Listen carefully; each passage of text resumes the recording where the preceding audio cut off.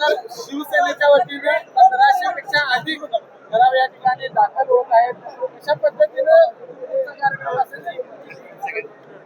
गोकुळ दूध संघाच्या निवडणुकीमध्ये ठराव दाखल करण्यासाठी आज शिवसेनेच्या वतीनं या ठिकाणी सर्व ठरावधारकांना निमंत्रित केले आणि आपण बघत असाल ज्या पद्धतीनं उत्साहाने या ठिकाणी संपूर्ण जिल्ह्यातून ठरावधारक आलेले आहेत.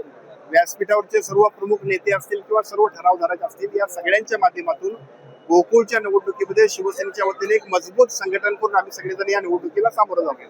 खरं तर 4000 पर्यंत ठराव आपले महायुतीचे जातील अशा पद्धतीचा अंदाज व्यक्त केला होता. यड्रावकर साहेबांनी देखील म्हटले की आता बिनविरोध व्हायला काही हरकत नाही.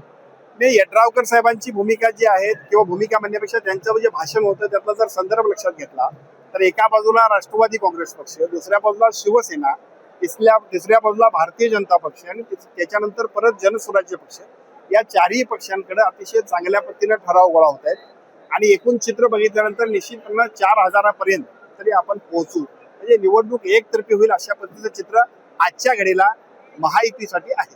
जे छोटे छोटे गट आपल्याला मिळत आहेत, सरोवर गट, नळके गट वगैरे, त्या माहिती फक्त होणार नाही. आजच्या घडीला आपण जर बघितलं असेल तर शिवसेनेच्या बरोबरीनं राष्ट्रवादी असेल, भारतीय जनता पक्ष असेल, जनसुराज्य असेल, यांच्याकडेच संघटन मजबूत आहे. ते इतक्या चांगल्या पद्धतीने मजबूत आहे की ज्यामुळे निश्चितपणाने ही निवडणूक अतिशय चांगल्या पद्धतीने आम्ही जिंकू शकतो. आणि या सगळ्या परिस्थितीमध्ये बाकीचे सगळे प्रमुख सुद्धा काही सहकारी आपल्याकडे येतात. जे येणार आहेत तिथे सुद्धा त्यांचं स्वागत त्या पक्षाचे प्रमुख पदाधिकारी करतील, त्यांना सामावून घेतील.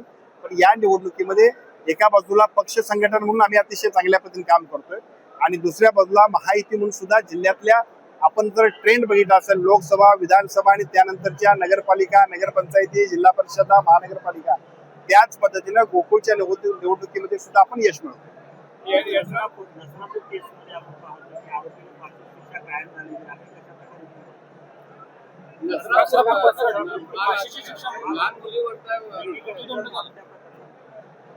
ज्या गोष्टी व्हायला पाहिजेत, खरं तर चुकीच्या गोष्टींवरती कारवाई व्हायला पाहिजे ती त्या पद्धतीने होणं अपेक्षित आहे. मला असं वाटतं या सगळ्या गोष्टी अजूनही गतीने व्हायला पाहिजे.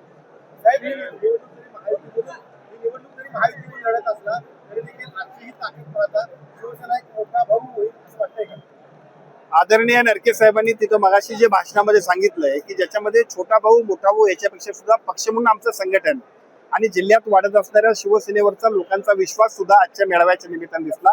अजूनही तो वाढत राहील. अतिशय चांगल्या पद्धतीचे कार्यकर्ते आमच्या सगळ्यांच्या समवेत येत आहेत. प्रत्येक ठिकाणी शिवसेनेचा प्रत्येक कार्यकर्ता जबाबदारीच्या पदावर बसावा यासाठी आदरणीय शिंदे साहेबांच्या नेतृत्वाखाली आम्ही सर्वजण, मग आमचे दोन्ही आजी माजी खासदार असतील, आम्ही आमदार मंडळी असो, माजी आमदार असतील किंवा सर्व शिवसेनेचे सन्मान्य पदाधिकारी काम करतायत. त्याच प्रत्यंतर आज आपल्या सर्वांना दिसतं. शिवसेनेच्या वतीनं आज आम्ही 1500+ इथं ठराव दाखल करतोय आणि ही निवडणूक ही महायुती म्हणूनच आम्ही पुढे जाणार आहे. खरं म्हटलं तर धाकटा भाऊ, बारका भाऊ याच्यापेक्षा एक कुटुंब म्हणून आम्ही पुढे जातोय. यामध्ये शिवसेनेची भूमिका निर्णायक आहे. खरं तर गेल्या वेळेचा अनुभव पाहता तुम्ही काय नेमकी खबरदारी घेतलेली आहे? नाही, गेल्या वेळेचा अनुभव म्हणजे यावेळीच्या निवडणुकीमध्ये सर्वांनी एकत्रितपणानं पुढे जायचं आहे. ज्यावेळी पॅनलची रचना होईल त्यावेळी याच्यावर लक्ष ठेवण्यासाठी खुद्द महाराष्ट्राचे मुख्यमंत्री असतील, उपमुख्यमंत्री असतील, त्यामुळे कुठलीही गडबड यावेळी होणार नाही आणि सगळी एकत्रितपणे पुढे जाऊ. एकूण जवळपास महायुतीचे 4000 पर्यंत सगळे ठराव झाला. निवडणूक बिनविरोध व्हावी अशी वाटते का? कारण एकतर्फी होणार असं दिसतंय. एकतर्फीच आहे निवडणूक. खरं म्हटलं तर कुणी निवडणूक करू नये असं माझं विनंती आहे. पण आता लोकशाही आहे, लोकशाहीमध्ये कुणी करू नये करावे याबद्दल मी बोलणार नाही.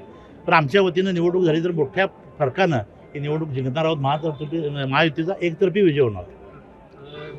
जागांचं वाटपाचं नेमकं मुद्दा कसा असणार? जागा वाटपाचं सुद्धा अगदी म्हणजे मी म्हणतो त्या पद्धतीनं वरच्या पातळीवर याची निवड होईल आणि ज्या पद्धतीनं या ठरावामध्ये ज्यांनी सहभाग घेतलेला आहे त्यांचा वाटा लक्षात घेताना निश्चितपणाने त्या पद्धतीचा विचार आदरणीय मुख्यमंत्री आणि उपमुख्यमंत्री करतील. शिवसेना यामध्ये मोठा वाटा असेल. कागलमधलं सेंच्युरी मारलेली आहे. हो, कागलमध्ये सेंच्युरी मारलेली आहे. खरं म्हटलं तर अनेक संस्थासुद्धा आमच्या यामध्ये होत्या, पण दुर्दैवानं 5 वर्षामध्ये आमचा कोण प्रतिनिधी नसल्यामुळं त्या संस्था अधिक वाढल्या नाहीत. तरीसुद्धा काही 100 आकडा बारका नाही. 4 दिवसापासून अनेक वेगवेगळ्या चर्चा या ठिकाणी चालू आहेत. परवा दिवशी शिरोळ तालुक्यातल्या राजश्री शाहू विकास आघाडीच्या वतीनं जवळपास 157 लोकांचे ठराव आम्ही राजश्री शाहू विकास आघाडी हे महायुतीतला एक घटक म्हणून हे 157 आज आपण दाखल केलेले आहेत.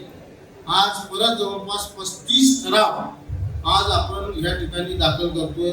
मी निश्चितपणे सांगतो, या महायुतीच्या पाठीमागं शिरोळ तालुक्यातले 220 मतदार हे आबाजीने गोळा केलेले 30-32 आमच्या तालुक्यातून नेलेले असे सगळे मिळून जवळपास 225 आमच्याकडे एकूण 264 काहीतरी आमच्याकडे मतदार आहेत. 264 पैकी 225 मतदार हे महायुतीच्या पाठीमागं अतिशय निश्चितपणे राहतील याची ग्वाही आजच्या या कार्यक्रमाच्या निमित्तानं देतो. कोण काय म्हटलं मगाशी काही वक्त्यांनी या ठिकाणी उल्लेख केला, निवडणुका बिनविरोध होणार का नाही होणार. सन्माननीय आमच्या खासदार साहेबांनी या ठिकाणी उल्लेख केला, निवडणुका लागाव्यात अशा दूध उत्पादक ठरावधारकांची अपेक्षा आहे अशा पद्धतीची भूमिका मांडली. तर म्हणजे जो प्रामाणिक दूध उत्पादक आहे त्याची इच्छा ह्या गोकुळची निवडणूक होता कामा नाही. कारण ह्या गोकुळच्या निवडणुकीचा परिणाम त्या गोकुळच्या एकंदरीत कारभारावर होणार आहे. त्यामुळं येणाऱ्या काळामध्ये गोकुळची निवडणूक ही बिनविरोधच झाली पाहिजे. आणि ज्या वेळा 3,500 एका बाजूला जर ठरावधारक असतील तर निश्चितपणे गोकुळची निवडणूक ही बिनविरोधच्या मार्गाने निश्चितपणे मार्गक्रमण करेल असा विश्वास आजच्या या कार्यक्रमाच्या निमित्ताने देतो.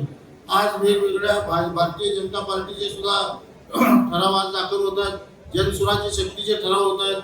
परवा दिवशी राष्ट्रवादीचे ठराव झाले. त्या ठरावाची बेरीज मगा सांगितलं 6,000 का 7,000, पण मी तुम्हाला 100% गॅरंटी सांगतो, किमान 3200च्या वर त्या महायुतीचे ठराव आजच्या या सगळ्या संकल्पनेतनं परवा दिवशीपर्यंतच्या जे शेवटच्या तारखेपर्यंत होतील. आणि निश्चितपणे महायुतीची सत्ता आजपर्यंत गोकुळ अनेक लोकांनी म्हणतात गोकुळ अमूल बरोबर कॉम्पिटिशन करतोय. काय अमूलच्या पुढे घेऊन जायचं काम या महायुतीच्या जे पॅनल उभा राहील ते निश्चितपणे या गोकुळला अमूलच्या पुढे घेऊन जायचा प्रयत्न करेल एवढा विश्वास देतो. शिरोळ तालुक्यातले सर्व दूध उत्पादक हे निश्चितपणे महायुतीच्या पाठीमागे राहतील एवढा विश्वास आपल्याला या निमित्ताने देतो आणि थांबतो.